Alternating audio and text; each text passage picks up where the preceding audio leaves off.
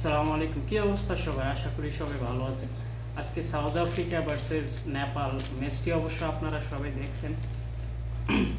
আসলে একটা জিনিস আমি দেখে অবাক হয়েছি বা হতবাক হয়েছি যে নেপাল ভার্সেস সাউথ আফ্রিকার ম্যাচটি আমার কাছে কোনো রকমই মনে হয়নি যে সাউথ আফ্রিকার নেপালের সাথে খেলছে। আসলে আজকের ম্যাচটি আমার কাছে মনে হয়েছে যে সাউথ আফ্রিকা কোনো এক ভালো টিমের সাথে খেলা হয়েছে। আসলে আরেকটি জিনিস, নেপাল যতটুকু উন্নতি করছে আসলে এই কয়েকদিনের মধ্যে আসলে অনেক আশ্চর্যজনক। আসলে আরও নেপাল চাইলে আরও সুন্দর করতে পারবে। ওদের প্রতিটা প্লেয়ারের অনেক প্রতিভা দেখলাম, যেমন ওপেনিং থেকে লাস্ট পর্যন্ত সবাই মোটামুটি ভালো খেলে।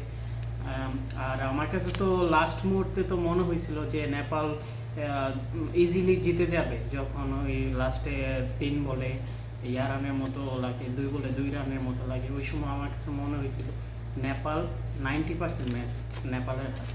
কিন্তু আসলে ভাগ্যের দোষে নেপাল হেরে গেছে।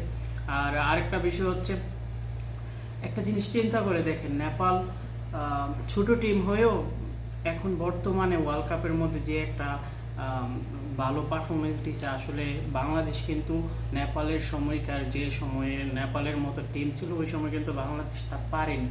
আসলে এখন তো বাংলাদেশ আমার কাছে মনে হয় যে এখনও বর্তমানে এখন ওপেনিং পজিশনটাই ভালোভাবে বাংলাদেশ বোর্ড ঠিক করতে পারিনি, বা বাংলাদেশ সিলেক্টরে এটা ঠিক করতে পারে না। আসলে যতদিন আমাদের ওপেনিং পজিশনটা যতদিন ঠিক না হবে, তাহলে আমরা আরও নিচের দিকে থাকবো।